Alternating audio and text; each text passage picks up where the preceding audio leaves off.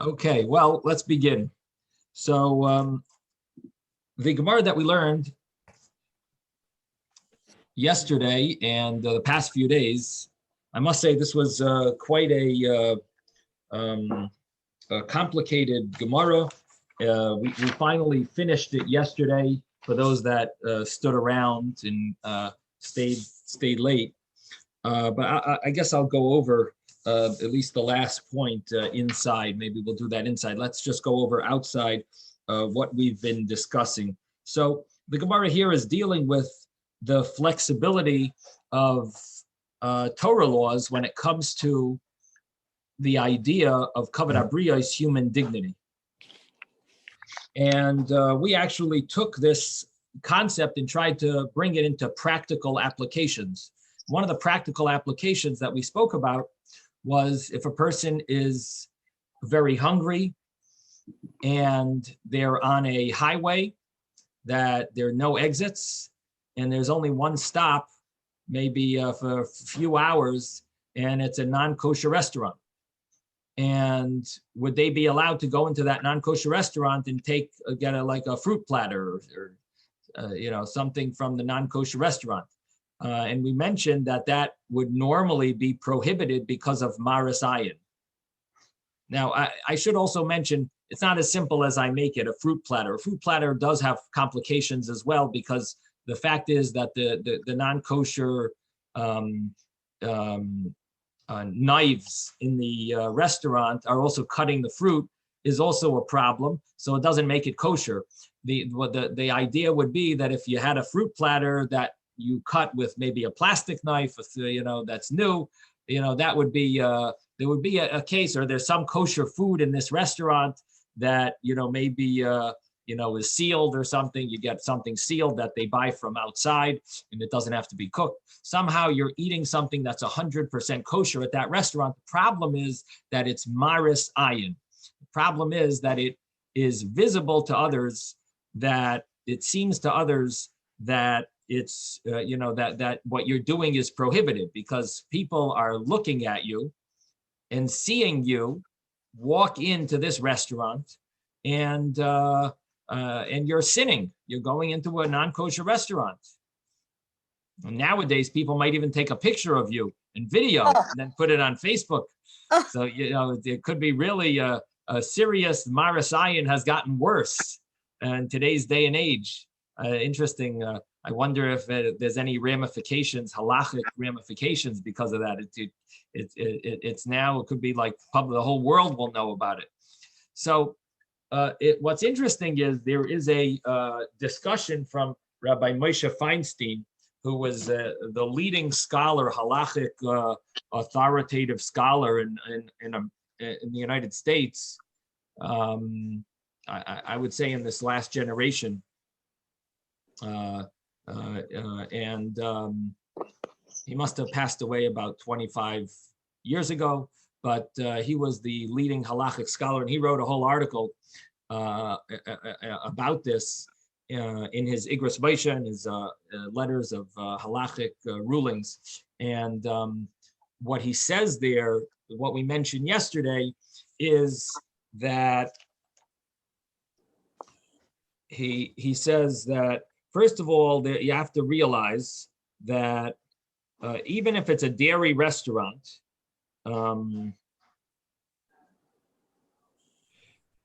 I guess the person who asked the question was asking, it's a dairy restaurant, what could be wrong?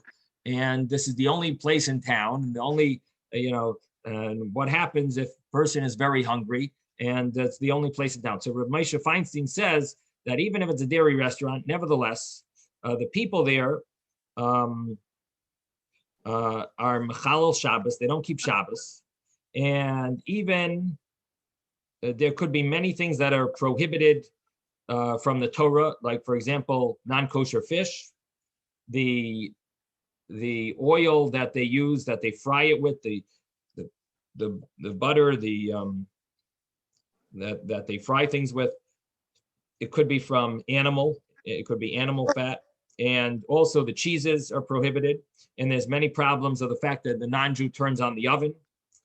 And therefore, even if you were to enter there to eat things that you know, there's no question of kashrus, there's two problems. There's something called maris ayin and chashad. And what's interesting is normally we combine these two ideas, but Rabbi Maisha Feinstein, he divided, and this is very important. He says there's two parts to maris ayin. There's maris ayin, which is the fact that someone might get the wrong impression from what you are doing. And they might say that, well, if you're eating there, I guess we don't have to keep kosher anymore. Or in America, outside of Israel, they might come up with some ruling based on what they see you doing. They might think this is permissible, or this is really a kosher restaurant. If they don't say it, maybe the rabbinic supervision they don't have, but really it's kosher because they're Jewish owners or something. They might come out with some wrong conclusion from the fact that they see you eating there. Either a halachic conclusion or a practical conclusion that the place is kosher or that you don't have to keep kosher. They might come out, that's called maris ayin. The second thing is chashad. Chashad means that they think that they're looking at you in a negative way, and they say, look at this religious Jew who's a faker. He goes here and he thinks no one's watching, and he goes and eats non-kosher. They're going to suspect you of eating non-kosher, even though you really are hungry and you're going there and eating something kosher inside, but they're standing outside and they see you walk in and they say, must be. So that's called chashad. And so these are the two parts. We normally just use the term maris ayin, but Rabbi Maisha divides it into two things. He says you have both of these issues, maris ayin and chashad, when you walk into this non-kosher restaurant. He says, however, if you are very hungry and it's called mitzta'er tuva, you're very in pain. And in that situation, and there's no other place where you could eat things that are permissible. And I think my example would be, I think like there's a road between California and Vegas. That's like a 4-hour road that you like have there's like no place to stop there. I don't know. That's what I'm told. And so maybe there's one treifa restaurant on the side of the road or something, and you're simply starving. You're mitzta'er tuva. You were fasting all day. It was a fast day, and then it's time to break the fast. You're really in pain, whatever it is, and you want to eat something in this. And they have some type of something that's 100% kosher there. And you want to sit down and eat it there. Now, you want to walk in there at least and buy it. Maybe a fruit or something. Maybe you're just buying a fruit, but it's a non-kosher restaurant. It's not a grocery store. A grocery store sells non-kosher food, but it sells kosher food. You're allowed to walk into a grocery store that has non-kosher food because it's not meant only for non-kosher. It's meant for everything. And but here you're talking about a restaurant that's a non-kosher restaurant. So he says you're in pain, tremendous in mitzta'er tuva. Again, we're not talking about its life and death. You're not dying from hunger. You are very hungry, but you're not dying. If you're dying, you're allowed to eat. You're allowed to do this. You're allowed for 100%. You can go in, you eat. You're dying. Even if they only have treif, you can eat treif. But here we're talking about your mitzta'er tuva. You're in a lot of pain because you're hungry, but you're not dying. So in this case, he says that you would be allowed to go in there and eat those things that are 100% kosher, but make sure that it's bitzina, it's in a hidden way, because you're in pain and loss, the rabbis did not establish their decree in such a place. So even though rabbinically it would be prohibited, it's called maris ayin, this is a rabbinic prohibition, it would be allowed. And what this means is no one outside should recognize you. If there's people outside that see you and that are Jewish and they might know you and they'll see what you're doing, you would have these problems that people are going to say, oh, this is really a kosher restaurant. This guy is really eating tray. Both problems, both issues, the maris ayin issue and the chashad issue. So you could have both of these issues. Now, so what do you do if people are outside? They're going to think that you're eating, that you're eating either non-kosher or that the place is kosher. So you have these two problems. So he said, in front of people that are inside, you don't have a problem. They see you holding a banana and an apple. they see the people inside we're not worried about, but the people outside, you have a problem. So if there's people outside, you have to tell them that you are in a lot of pain, and therefore you've entered there because there's no other food and you're starving and so on. And therefore that's why you're there. So you have to sort of like make a little announcement. But if you don't have this issue, you're not mitzvah to, but you should not go in there at all. If you don't have, intense pain from your hunger, you should not be entering there at all. This is not optional. When you want to just hang out somewhere, I'm going to eat, I'll eat the kosher food in this non-kosher restaurant. And you know what? I'm also going to tell people outside, if I know anyone, I'll tell them that I'm just eating something kosher inside. That you can't do. Only if you're if you're really hungry, that's when you're allowed to do that. Use that, rely on that option. The question is, why? Why can't you always rely on this leniency? Maybe always you should be able to just make an announcement outside and tell the people, I'm going in because, I'm going in to eat something kosher. That's why I'm going inside. Why isn't that good enough? Maisha just ends there. That's his conclusion. That if you're not mitzvah or tuva, if you're not in a lot of pain, you're not allowed to go in at all. You can't rely on this leniency. This leniency only applies if you're in a lot of pain. Why is that? Why can't you just rely on it and say, there's no marasayan, because I told the people outside that I'm eating kosher inside only, and I'm told, and the people inside see me holding a banana with and drinking a Coke, and what's non-kosher about that? What's wrong? What do you think, Ben? Are you answering the question, Ben? I think the answer is the chashad. The answer but you is made an announcement. Because people will never 100% believe you. No, if you're in a neighborhood where there is Jewish people on the street. But you told them, you made an announcement. If they don't want to believe you, then they're not going to believe it. Then they'll assume you're eating treif in your house also. No, you know what it is? Right. The chashad will always be there. Well, I don't know if you have to, if you make your announcement, I don't know about the chashad, but I'll tell you what the issue, what I think it is. Listen, maybe I'm wrong. Maybe Ben's right, but I think the issue is this. You can never guarantee that no one else is going to see you. And no one recognizes you, and no one's going to hear about this. You don't know that. And therefore, you're doing Ramesha's heter exemption leniency here is applicable because you're in pain, and you listen, you try to remove the marasayan as much as you can. You remove these issues, chashad and marasayan, as much as you can. And at this point, you're exempt. You're exempt from marasayan issues because you're in a lot of pain.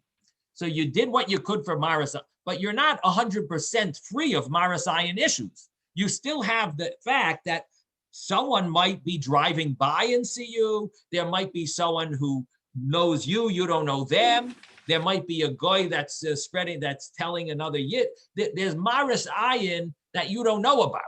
And that's why this leniency is not a blanket leniency. It's not automatic. It's a leniency in the case where a person was very hungry. Now, if you take this idea, now yesterday I said that this was a case of called kavod habriyos, human dignity. I don't know if I was right about using that term. The term that Maisha uses is mitzvah tuva. So I want to retract. I don't know if the term here is correct from using the term kavod habriyos, human dignity. If a person's hungry, it's more mitzvah. The term that I see here is mitzvah tuva. So I don't know if you can call it human dignity or kavod habriyos. However, it's a similar idea. Human dignity, I believe, would apply to a bathroom stop. You're on this highway, and there's no other place to stop, and you need to use the bathroom, and so you stop at this non-kosher restaurant, and it's not a rest area. If it was a rest area, I think everyone knows that the bathroom in the rest area, even though it's part of the McDonald's in the rest area, everyone knows that that's. I would think that that's not such an issue because it's part of a rest area. But it's like a grocery store. It has a bathroom and they have a restaurant. But here you're going to a non-kosher restaurant that's not an official rest area, and you want to stop for the bathroom. So would you be allowed to go in, or would you need to make an announcement to the people outside and tell them, by the way, I'm going inside here to use the bathroom. I'm not going to eat the non-kosher food. Would you need to tell them? Or do you think you could just walk in? What do you think? Again, the leniency here is kavod habriyos. It's human dignity. You need to use the bathroom. So definitely permitted. I'm wondering if you need to, Why would I need to tell the people? I want to announce to the whole crowd that I'm going to the bathroom. You don't want to announce it, but I mean, the fact is they might think that you're going to eat non-kosher, or they might think that this is really a kosher restaurant. It just doesn't have a supervision sign on it. Or they might think that you don't have to keep kosher anymore in America. Or if you're in a place where there's not kosher around, you really don't have to. It's only an extra stringency to keep. They might come up with all different crazy ideas that in Vegas, because it's like the Garden of Eden, because the money is falling all over the place. Here, you don't have to keep going. They might come up with who knows what type of crazy ideas. What? If they're so interested in me keeping kosher, it could, that's not right.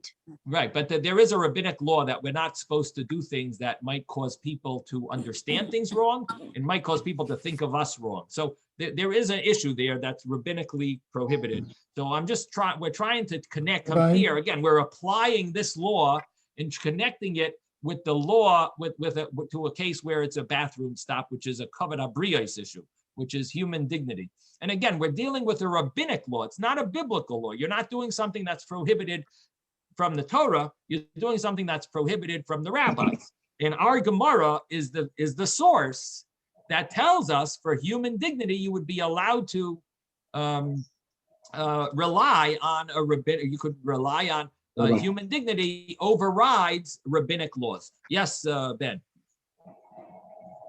Ben? You can say, I'm not going in to eat. You don't have to say you're going to the bathroom. Right. You just say, I'm not going in to eat. Right. Rabbi. Right. Okay. But do you have to do that? Yes, Moshe. What about hashkafa? Well, let's say you're in Brooklyn and a Hasid goes into another restaurant with a different hashkafa, and the rabbi sees him and says, he's eating this basar, what about a case like that, What do you mean? What I should mean, you let's do? say a Talmud goes into another restaurant that doesn't have a hashkafa that he normally eats from, and he likes the flesh, he doesn't want to, and he's seen doing that. I mean, what's the Again, we're not talking about if you're supposed to. We're not talking about if you're supposed to judge people for the benefit of the doubt. That's for sure. You should judge people for the benefit of the doubt. But the issue, treif, there they could say he's eating treif too, because you have to understand that not everybody each has the same hashkafa. Okay, that's an interesting thought. You can I guess you can decide if you think that there's a problem, then don't use the bathroom in a restaurant that's kosher but not a legitimate kosher thing. Maybe you shouldn't be using the bathroom there. You're right. Don't go there to eat something kosher there or to use the bathroom there. It would be the same thing. If it's not a reliable kashrus, it would be the same thing. Just because there's a sign on it, if it's not a reliable supervision, then it's worthless. It's zero. So yeah, good point. I'm wondering if anyone wants to answer this question, specifically this question. No one. Oh yeah, Robert, you want to answer the question? Okay. I got two statements. One, an understanding what Moshe said. If you go into a restaurant that has a hechsher, but it's not the hechsher from your particular sect, group, whatever you want to say it still has a hechsher. And that again has some overlay on it in being a kosher restaurant. You need to decide if you need to go to the bathroom, bad enough that it has a hechsher, but it's not your, vad that's providing the hechsher. So, I mean, I don't know, it's splitting hairs to me in some respect. The other thing is, if you're going to a stop, there's one bathroom, okay? Whether the bathroom is freestanding or obviously you have to go into the restaurant, or it's like a food court, okay? So you're not necessarily eating at the restaurant, but you have to use the bathroom. Does it not behoove the other people to distinguish that you're going to the bathroom at a truck stop because it's freestanding and there's no alternative for you other than suffering. So sometimes the responsibility should also be on the other people to observe and understand that out of necessities of life, there's no alternative for you. Right. They should be judging you properly. Right, right. I mean, but is that part of the, yeah, but is that part of the, can that be part of the consideration? So the problem is that even though we obligate people to judge everyone for the benefit of the doubt, we're supposed to judge everyone for the benefit of the doubt. But at the same time, because of our obligation to inspire others and to be and to be a good influence to others and not to cause others to sin, we also have a responsibility. We're supposed to be considered upright, not only in God's eyes, but in people's eyes. And the fact is, if what we do, even if it's permissible, we should try to cover that. Now, you can't always cover it. Right. You should, I mean, do what you need to. Right. So, the operative phrase is you should try as best you can. Exactly. Right. Right. Oh, okay. So my thought is that it depends how much of an emergency you're in when to use this bathroom. If you're emergency, then it's called kavod habriyos. It's called human dignity. You go inside. You don't stop and tell the people that what you're doing because you're emergency. But if you're just, you need to use the bathroom, but you're not emergency, but but you need the bathroom. So you would need to tell you would need to tell them, because you have to remove the marasayan. You have to remove this rabbinic sin, because just because you're human dignity doesn't mean that you don't have to keep the rabbinic law. It means that if you can't keep the rabbinic law, you don't have to. Not that you don't care to. Not that you don't have to. Right. Not that you can disregard it. So that's what it would seem to me. It would be similar to. So that would be the issue here. It depends on how much human, what level of human dignity it is. If again, we're talking about if you know someone who's there, who's Jewish, who's going to learn the wrong thing. You don't have to worry about the non-Jews there and make an announcement. I'm Jewish and I'm going to the bathroom and you're the thing. Only if it's someone Jewish, that would be the thing. You don't want them to get the wrong impression. So yes, Ben. I think if people can agree that you can carry with you a little sign that says emergency, and then when you walk in, you just walk in with that sign instead of saying anything. Anyway, right. Okay. Good idea, Sounds Ben. good. Yes, David. I was going to say that something may not be a strong emergency now, but if the next rest stop is 4 hours from now, and you feel like, it's going to be an emergency in a couple hours, and you only got 4 hours to get to the place, and you only have 2 hours to last. So you have to plan ahead. Right. So that's the point, that there you're not exempt from because of kavod habriyos. You are, in other words, there you would have to tell a Jewish person standing outside, and you tell him, by the way, I'm going in here. It's not kosher, but I'm going in here because I need to use the bathroom. That's what you would tell the person, because you're not an emergency, and you do have a reason of kavod habriyos, but it doesn't let you disregard the marasayan if you could remove the marasayan yourself to a certain extent. In other words, you don't need to transgress the marasayan issue here, because you have 2 hours to wait. So you could take a minute and just look around and say, oh, that person looks Jewish. Okay, or that person is wearing a yarmulke. Let me just tell him that I'm not eating anything here. It's not a kosher restaurant. Yes, Robert. I guess the other question would be is that if you're diabetic and you have to eat, so being diabetic essentially overrides the maris ayin, because it's a necessity. You don't have to explain that to people because it's justified. The same thing if it's a fast holiday, you get a dispensation to eat because you have diabetes or a disease that you have to nourish yourself, and that overtakes the dictate to fast or not eat at the restaurant. I don't know. Right. So that's another example that Robert is giving, where a person is diabetic. And I'm sure there's different levels of diabetic that they need to Right. eat. There are probably cases where it's emergency, and there are cases Right. where you have time where you could, you could wait till you get home, or there are probably many different levels.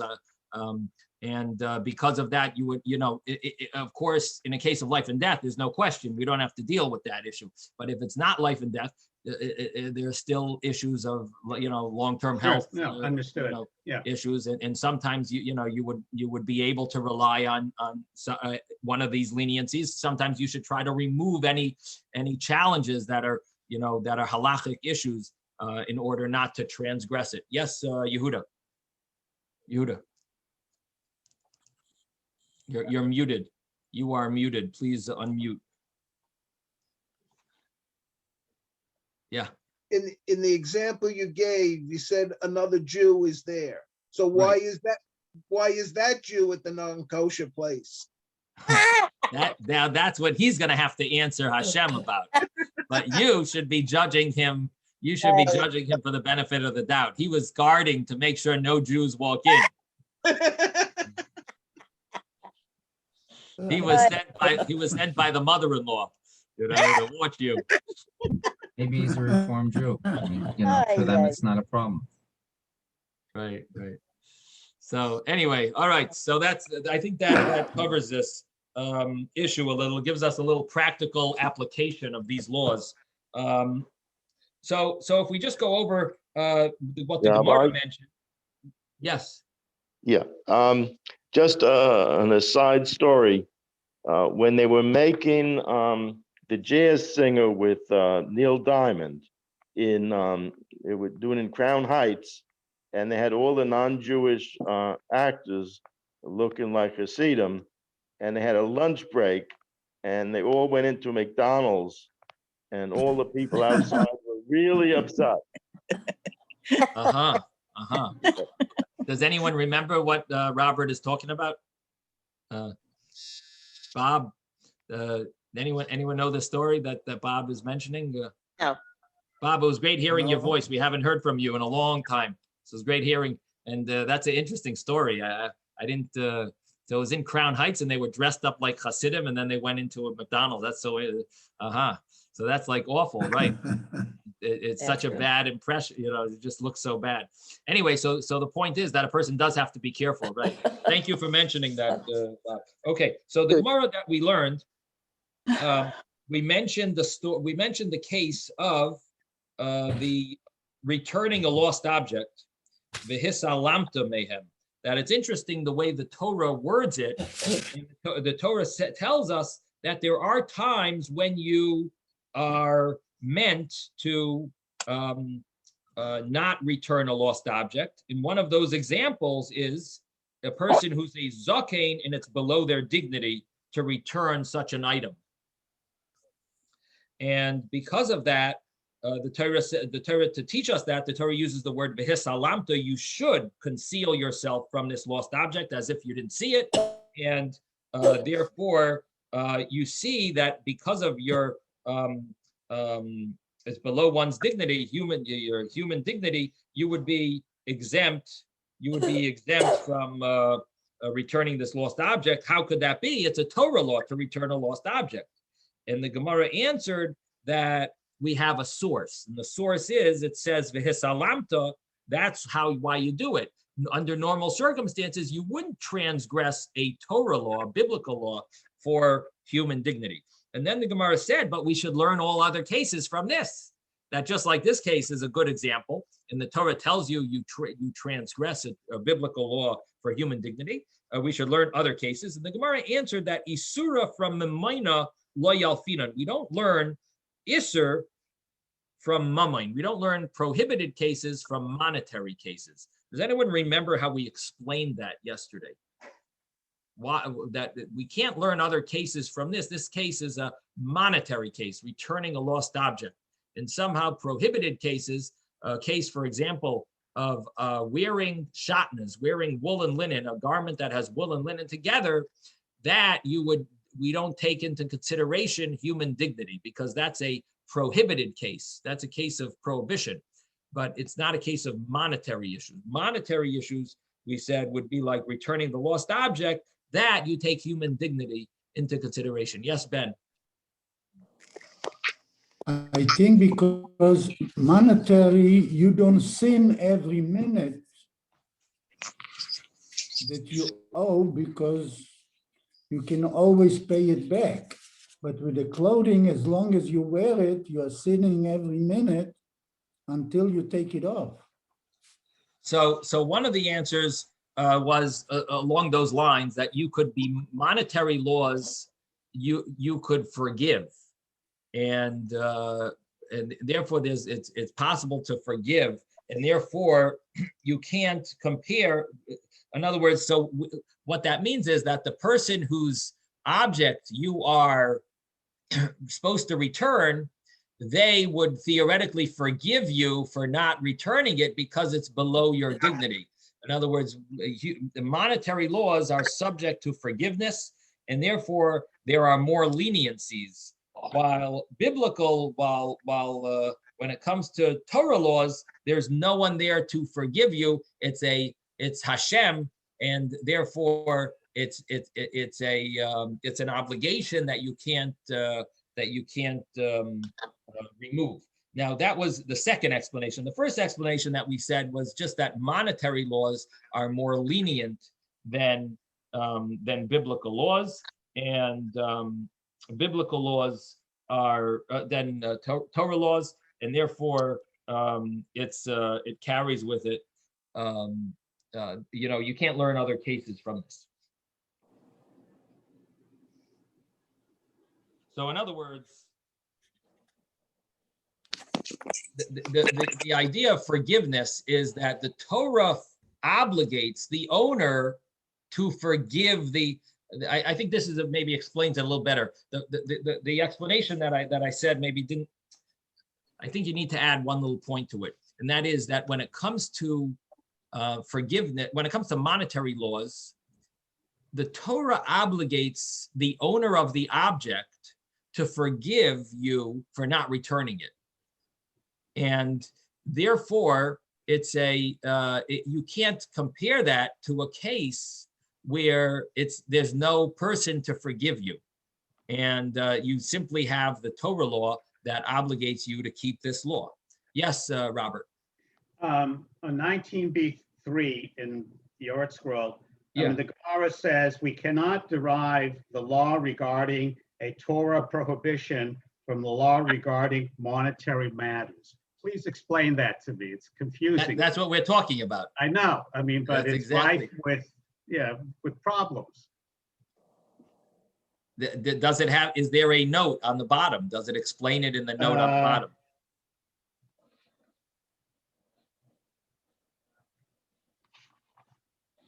Says concerning one who vows to be, no, just about a Nazir. No, that's not it. That's not it. That's the Then. wrong No, page. I see. You would see a number. 32, wait a minute. Oh, for monetary law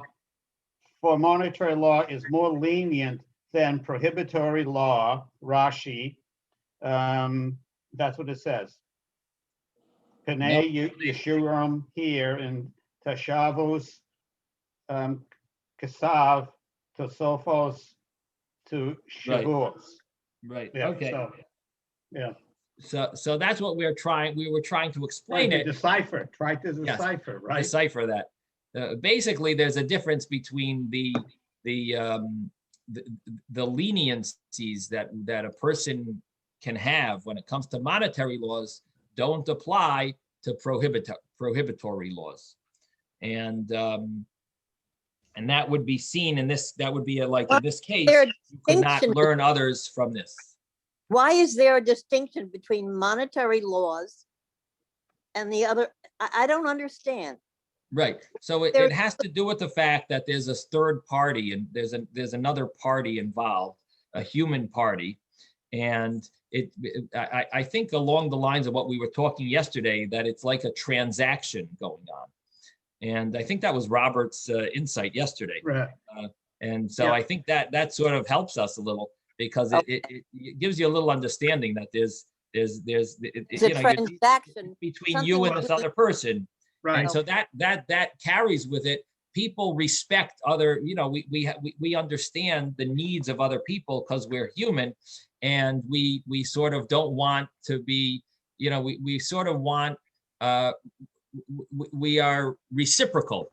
And, if I wouldn't want you to ruin my dignity and, for your needs, you don't want me to ruin your dignity and when it comes to the Torah, when it comes to Hashem, it's like, that's the entire purpose of the whole creation, is like overrides any human dignity. The Hashem's laws override everything. In other words, that's what it's all about. It goes beyond human dignity. It's above and beyond. This is for Hashem. But when it comes to monetary laws, it's sort of like it's between man. That would be a sort of like a little understanding, give you a little better understanding. Yes, Robert. Yeah, I mean, if I understood what I said yesterday, I mean, monetary issues are transactions really dealing with inanimate objects versus a transgression against an actual person. All right, so they're on a different level. Right. Okay. In general, on a more simple level, it's just the fact is that you can't compare these two laws. Right. You can't learn something one from the other because there are, there obviously there are other laws that apply to monetary cases that don't apply to biblical cases, to prohibitory cases, and you can't take the leniencies from one to the other. Okay. Yes, Mel. Rabbi? Mel, 1 second, Mel. Mel, you're muted. Mel, you're muted. Mel, we can't hear you. Mel? Mel, we cannot hear you. You're muted. Okay. Ben? Yeah, I wanted to say, I think the Torah is talking about if you see your neighbor's donkey or bull, right, or something, return it. But life things, if you don't return them at that point, you're not going to have another chance to return it, to grab it and return it. And in monetary, you can always have a chance to pay it later.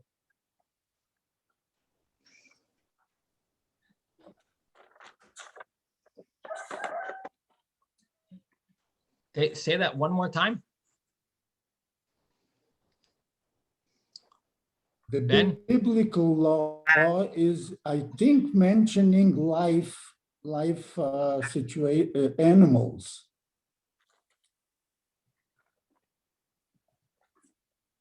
It talks about different Am I right? items. Yeah, it talks about a few items, but okay. Yeah. So, with a animal, if you don't grab it and return it, it's going to run away and you're not going to have a chance to return it. So you missed your mitzvah.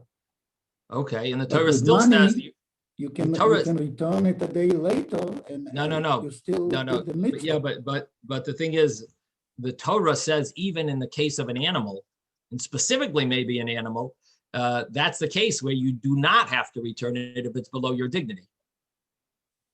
So you get what I'm saying? It's even an animal. Yeah, the animal case I is a case. Understand the dignity. Yeah. So that's it. In other words, you're going to have to change your explanation. The dignity. The explanation doesn't fit because the point is that by saying animals, the dignity, the Torah, I understand, but he's going to lose that animal. He's going to lose that animal, and still you don't return it. Right. Don't return it. Right, It's an animal. He's never going to get it back. Is an exception. That's the whole exception. The same exception that applies to dignity for animals applies to money, applies to other items. In other words, it's not a difference between animals and other items. It's a difference between if it's human dignity or it's not human dignity. It's not below your dignity to return money. Whatever it is, if it is below your dignity, you don't have to return it. Whatever is below dignity, you know what I mean? If it's Arabic coins below your dignity, that's it. If for the rabbi to hold a coin that's from Pakistan, maybe that's below his dignity. I don't know. I'm just saying the difference is between, dignity or not dignity. It's not a difference between animals versus money. That's not, that doesn't, you know, the guy's gonna lose it forever. He might lose it forever. It might never get it back. Yes, Mel, now that you're not muted, but we can't hear you. We still can't hear you. You have to put your sound on maybe, I don't know.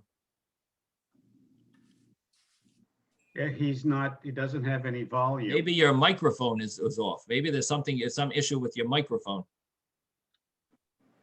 Okay, well. He can't figure it out. He just Plug said he can't figure it out. Oh, you heard him? You could hear him say that? No, I read his lips. Read his lips. Oh, okay. Mel, we'll have to get you another microphone or something. I don't know. Okay, so can we continue? Let's go further. Oh, so let me just say one more thing, and that is that there is a concept here that you can only learn one thing from another thing if they have the same level of severity, of strictness. And the idea that monetary laws, there is a concept of forgiveness for them. And the idea that prohibitory laws, there isn't a forgiveness option. There is no mechila, there is no option of someone to let go of, to forgive it. Therefore, naturally, we will never be able to learn any law of prohibitory law,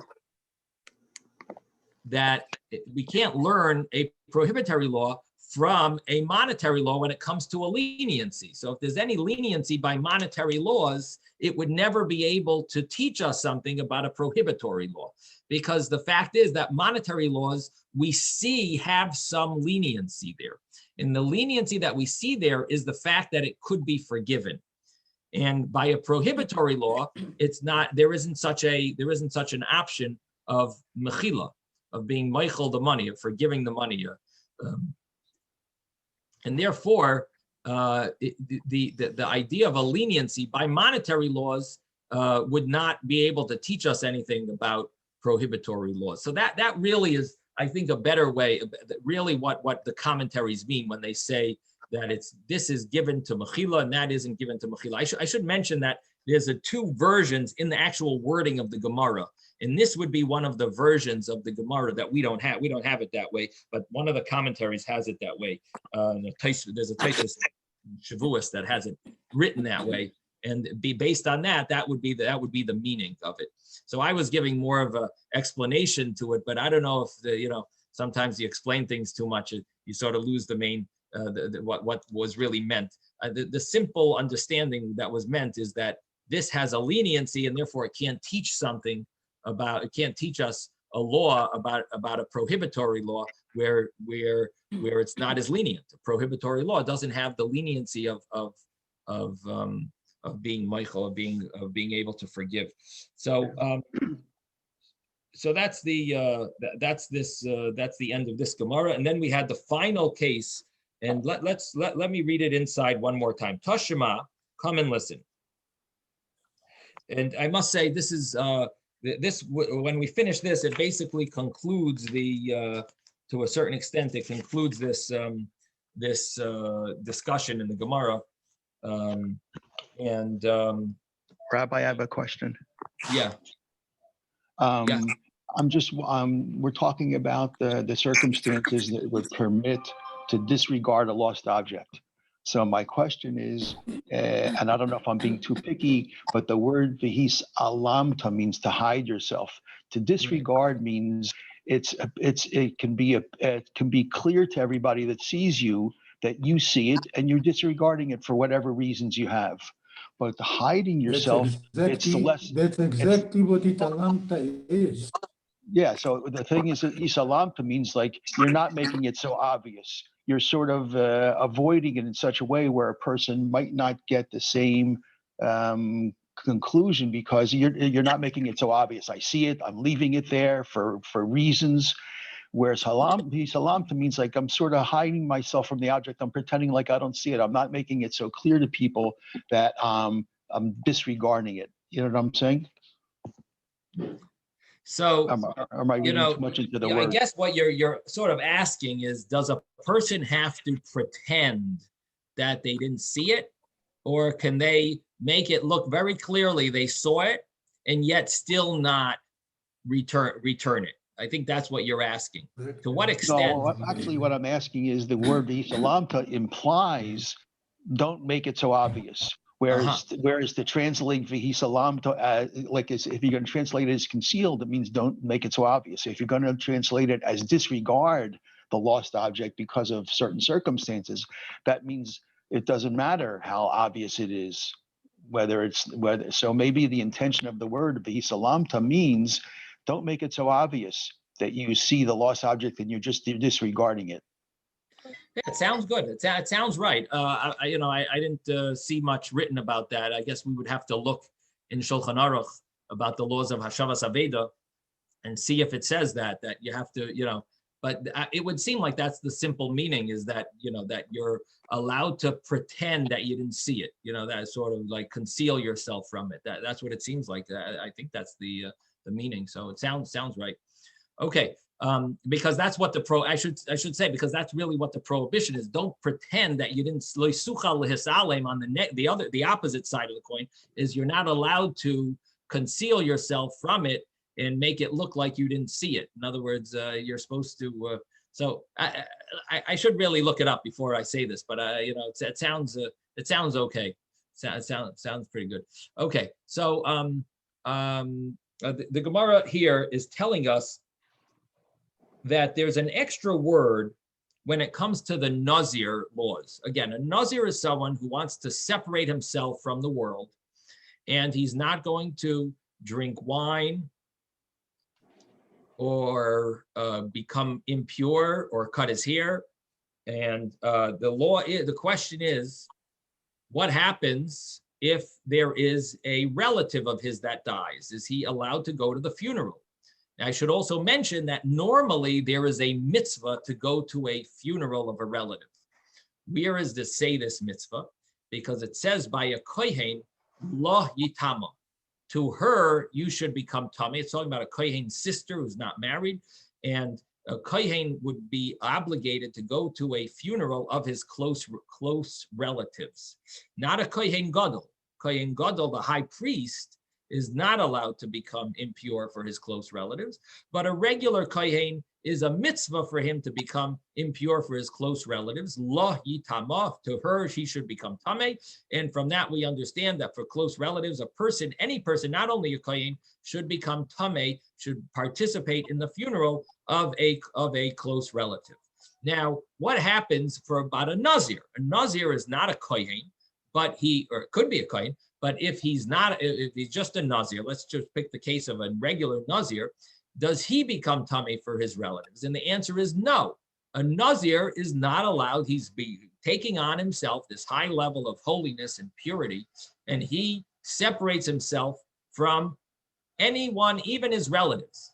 So now the question comes, there is one example that the Torah and the Gemara often brings, and that is someone called a Mace Mitzvah, a dead body that has no one to bury it. You're walking down the road and there's no telephones, call a Chevra Kadisha to come or whatever.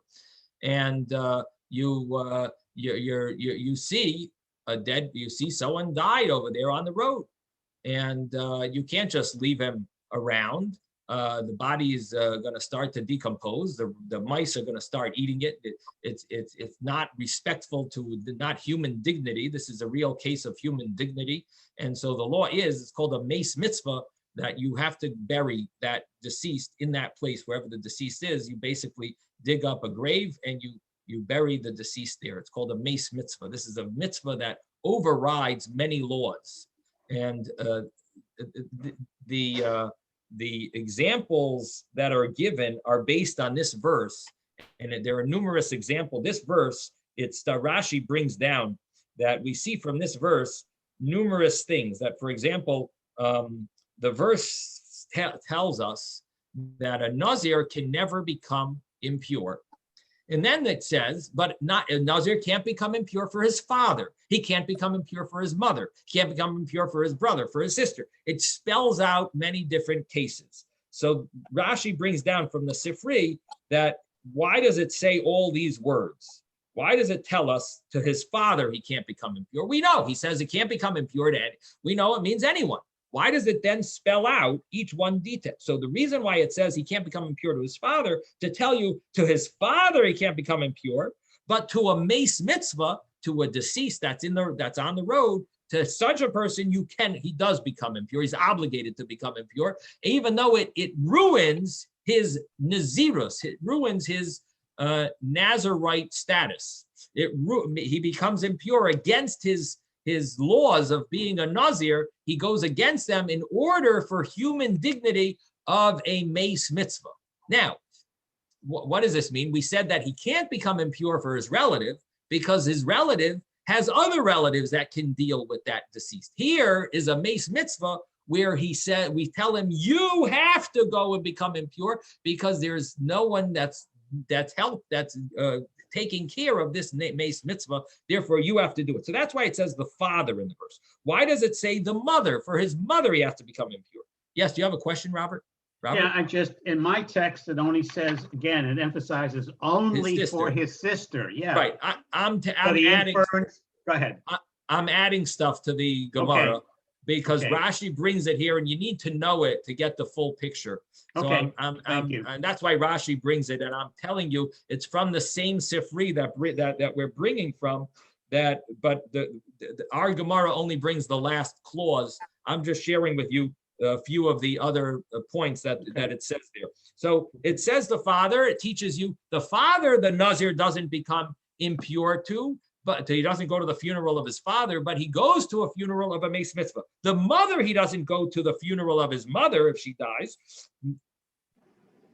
but he goes even if he's a Kohen, and that means he's a Nazir and a Kohen, and you may say, oh, a Nazir and a Kohen, maybe he should not be burying a Mace Mitzvah. And here we say, even though he's a Nazir and a Kohen, he's a double level of holiness. We tell him, for your mother, don't bury her because you're a Nazir, you can't bury her. A Kohen normally would go to his mother's funeral, but a Nazir can't. So a Nazir we would tell him, you can't go to your mother's, but for a Mace Mitzvah, you're a Kohen and a Nazir, you have to go and become Tameh because of Mace Mitzvah, even though you're a Kohen and a Nazir. And then it says that for a brother person, the Nazir has to make himself impure. Why does it say for his brother? We know he doesn't become impure to go to the funeral of his brother. So it teaches us that if he's a Kohen Gadol and a Nazir,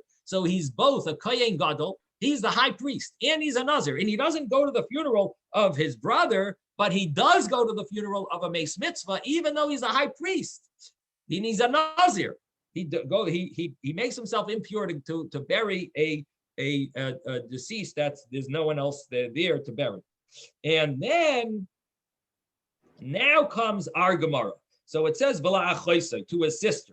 Why does it say to his sister V'la achoisai? So now let's read it inside. We're 6 lines up from the bottom of the page. Tashma, come in here. V'la achoisai. Why does it say a Nazir does not become impure for his sister? Why would it tell us that? We know he's not going to become impure for any person who dies, for his relatives, including his sister. Why does the Torah tell us that? Hare, behold, he's on his way to slaughter his Paschal offering. It's the day of Erev Pesach. It's the 14th day of Nisan, and he's supposed to be bringing his sacrifice. And if he becomes impure by his going to his sister's funeral, he's not going to be able to bring the Paschal offering because he is impure. And he's also going below molest b'nai, or the other option is he's going to circumcise his son, and he's heading home to circumcise his son. And the problem is that he hears the shamash mace loy mace. He hears that his sister, that a relative passed away. And so the question is, what should he do? Should he become impure for the relative? Now, there's an argument between the commentaries here. And one of the commentaries, the way Rashi learns, is we're dealing with a person who's not a Nazir and he's not a Kohen, but the verse about a Nazir has an extra word. And the fact that it has an extra word, it's supposed to teach us something. And the fact that there's nothing else to teach us with the laws of Nazir, it teaches us something in general about a Mace Mitzvah. And this, so what does it teach us in general?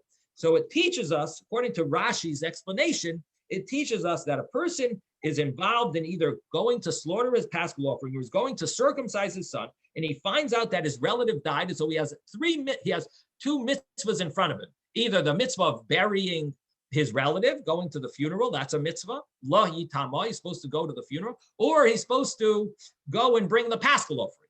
Or another option, he has a mitzvah to circumcise his son, or he's got a mitzvah to bury his close relative. So which one should he do? So the Gemara says, Yochol yachzer v'yatame. You might think that he should go and become tameh and go to his relative's funeral. Amrit, but we say, lo yatama, don't become impure. And the reason is because these are very serious obligations. The mitzvah of Korban Pesach carries with it the prohibition, the punishment of excision, and the mitzvah of milah, the mitzvah of circumcision, at times carries with it the punishment of excision. If a person isn't circumcised, doesn't go to circumcise himself. So there are scenarios where there is a punishment of excision, and therefore the obligation, the mitzvah of Pesach and the mitzvah of milah override the mitzvah of going to a relative's funeral, as long as there are other people to be at that funeral. Yochol, you might say, kishem she'ena matame lahem, just like he doesn't become impure for his relative, kach ena matame, also he shouldn't become impure Mace Mitzvah, for if he sees a deceased person, maybe he shouldn't deal with that deceased person because he's got the mitzvah of Pesach, which carries with it the punishment of excision. Maybe he should just leave the deceased laying there and go bring his paschal offering. You might think that because we tell him don't go to your relative's funeral. So you might say don't deal with a Mace Mitzvah. Go do your paschal offering. Or the same thing would apply to the milah. Don't go to your relative's funeral. Do the bris milah of your son. And therefore, we would say maybe also if a dead body is laying there with no one to bury it, we might say, well, don't go deal with this Mace Mitzvah. Do the bris milah on your son. And the answer is Talmud loymar. The Torah says, the verse tells us, to your sister, you don't go and make yourself impure, but you would make yourself impure for a Mace Mitzvah. Next page, Chaf Amar Aleph, 20a now. Mace Mitzvah, but you do become impure for a Mace Mitzvah, for a deceased that has no one. This is Kavod Habriyos. This is respect for humanity, and you don't worry about your very important mitzvahs of the paschal offering or giving a circumcision to your son. He's going to miss being circumcised on the 8th day. He's not going to get circumcised on the 8th day. And you're going to miss bringing your paschal offering. And yet we tell you, no, doesn't matter. Your son's not getting circumcised. You're not bringing the paschal offering. This is a Mace Mitzvah. You got to deal with it. Why is that? Lema, we should say, ein chachma ve'ein tvuna ve'ein eitzel l'neged Hashem. We don't take into consideration anything that goes against the mitzvahs. How are we overriding the mitzvah of Pesach and Bris Milah? How are we overriding it? Nothing's supposed to override a mitzvah. So Shani Hasam Dechsiv V'la Choisei.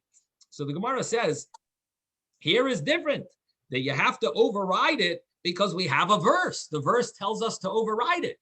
But now the Gemara says, but according to this, you have to override a mitzvah. We should learn other cases from this, that Kavod Habriyos tells you to override mitzvahs. Kavod Habriyos, human dignity tells you override biblical mitzvahs. So we should learn from this that it applies in all cases. And this is not a monetary case. This is a case of prohibitory law. So we should learn from this that it overrides other cases as well. And the Gemara concludes and it says, V'ligmar mina, we should learn other cases from this. And the Gemara answers, Shevi al tasashani.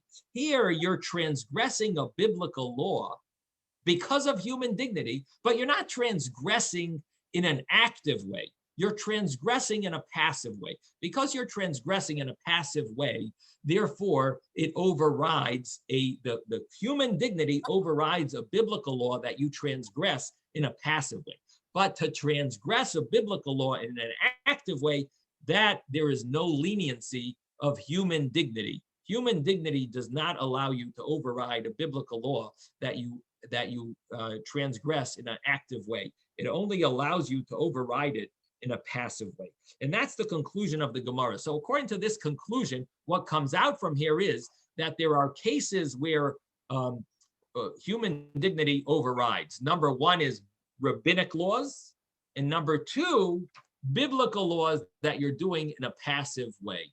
And that's basically human dignity, the leniency of human dignity. David, you have had your hand raised patiently. Yeah, my question was, the original verse in the Torah talks about a brother or a sister. Maybe I missed something. Why is the Gemara only emphasizing the sister, and not talking about the brother? Because I know with Kohanim, if a sister marries somebody, she's no longer allowed to eat certain korbanos. But if she gets divorced or the husband passes away and she comes back to the father's household, it might change things. I'm just wondering if I missed something about why the sister and why not just the brother or sister, to give the example. So I did discuss that the brother, that there's a reason why the verse, we learn things out of the other verses, out of the father verse, the mother verse.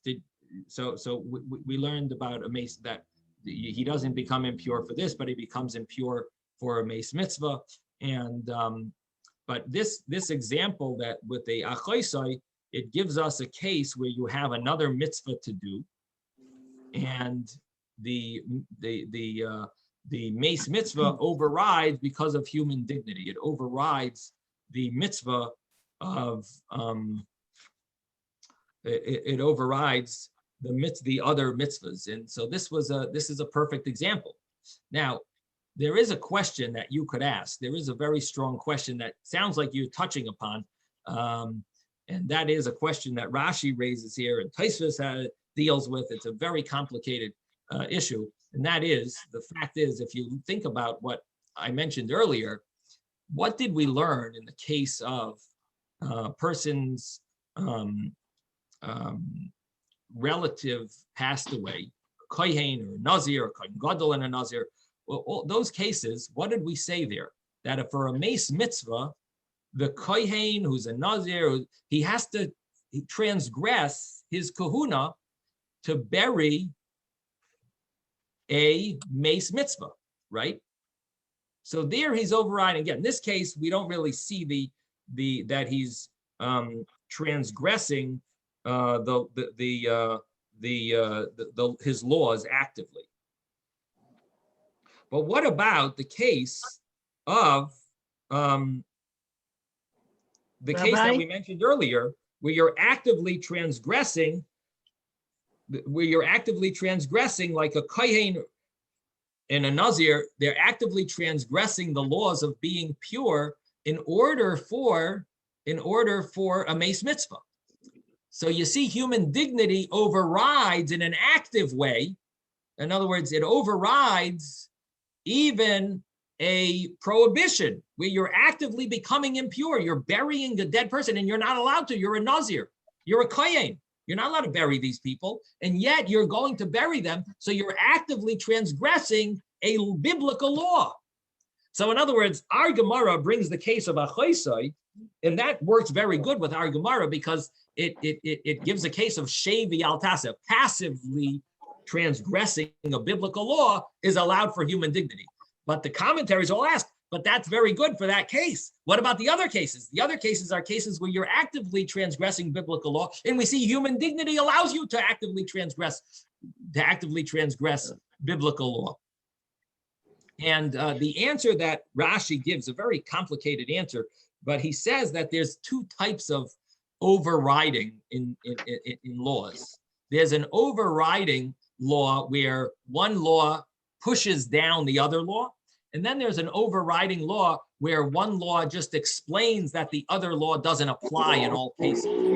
And so that's how Rashi explains this Gemara, that the law of where a kohen and a nazir transgress their holiness actively by burying a mace mitzvah, where they're actively transgressing, that is a case where the Torah tells you that the law of a Nazir and a Kohen and Kohen Gadol, their laws don't apply when it comes to Mace Mitzvah. There's no prohibition at all in the first place for them to make themselves impure.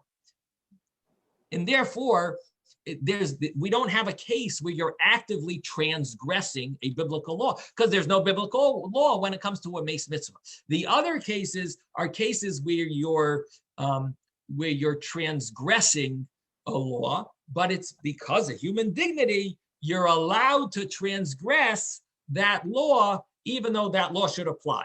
So that's really the explanation here, that if the Torah tells you that a certain law doesn't apply in a certain case, then that means it's not that it's human dignity overriding it. It means the Torah says that there's no law there. So there's no prohibition at all. It's not that you overrided the law of you're not allowed to become impure. The law never applied in the first place. So that's the way Rashi understands it. And I see I'm really going over time, but this is the way. This is the explanation of the at least according to Rashi. The way Tosfos would learn is that it applied that the case that the idea of I'm gonna leave that for Sunday. It's too complicated and it's going to take too long. We're gonna. Rabbi? I'm sorry, Are there's we no class meeting on on Sunday. Sunday? Wednesday. Excuse me, Wednesday. I want to wish all of you a very enjoyable and happy Shavuos. Kabbalah Satira B'Simcha V'Pnimius. You should all receive the Torah in a joyous way, and we should absorb the Torah. And I should mention to you that on the 48 hours of Shavuos, it says that they're on the same level as Rosh Hashanah, that we don't let Satan say anything against us, accuse us. The same thing applies on Shavuos, that it's almost like the Satan is limited. He he's quieted down, and therefore we can take on resolutions to especially with regard to Torah study, and that our year should be blessed with a year of success and learning Torah with holiness, with purity, and with for the sake of heaven, for Hashem, and so on. We should be able to connect to the Eibishter through the Torah, and so it's a very special time for blessings of on Shavuos of learning Torah. So may we take advantage of these special moments of Shavuos. Also have a wonderful Shabbos as well, and I will see you Mitzvah Hashem on Wednesday. Thank Okay, you. if anyone has any questions? Thank you, Rabbi. Bye-bye.